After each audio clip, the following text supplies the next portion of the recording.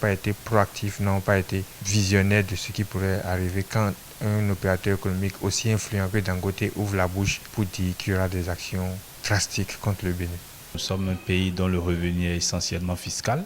Nous vivons sur la base des recettes fiscales. Donc la fermeture des frontières va engendrer une baisse considérable des recettes douanières qui va engendrer également une baisse du commerce extérieur. Nous aurons assez de difficultés dans nos réexportations parce que la plupart des produits qui sont envoyés vers le Nigeria sont des produits réexportés. Les véhicules d'occasion, eux aussi, occupaient une bonne partie des gens. Vous êtes sans imaginer le nombre de jeunes qui, sur les packs, vivent de ces clients nigérians qui venaient s'approvisionner en véhicules d'occasion sur nos packs.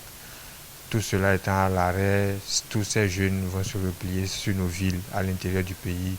Désœuvrés, on va peut-être observer une augmentation de l'insécurité, des braquages, des vols à main armée. Donc on aura assez de difficultés dans les échanges commerciaux, on aura des difficultés dans le trafic routier. Les travailleurs qui sont non loin de la frontière du Nigeria auront assez de difficultés dans la mobilité.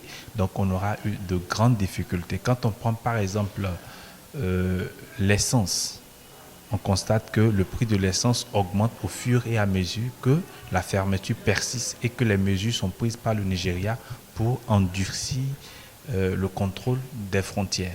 Ne voyons pas que la fermeture de la frontière soit une manière d'empêcher le développement ou quoi que ce soit, étant donné que les transactions que nous faisions avant ne favorisent pas le développement, que ce soit du côté nigérien ou du côté béninois.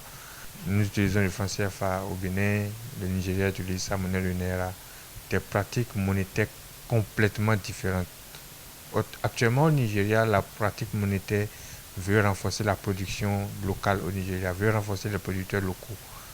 Pendant ce temps, nous avons ici une politique monétaire qui ne permet même pas aux gens d'avoir accès au financement pour pouvoir entrer en production et déposer sur le marché des choses que nous aurions fait chez nous. Ce sont les recettes du Bénin qui sont touchées, donc le produit intérieur brut va connaître une certaine chute et c'est une opportunité pour nous afin de nous permettre de consommer désormais ce que nous produisons.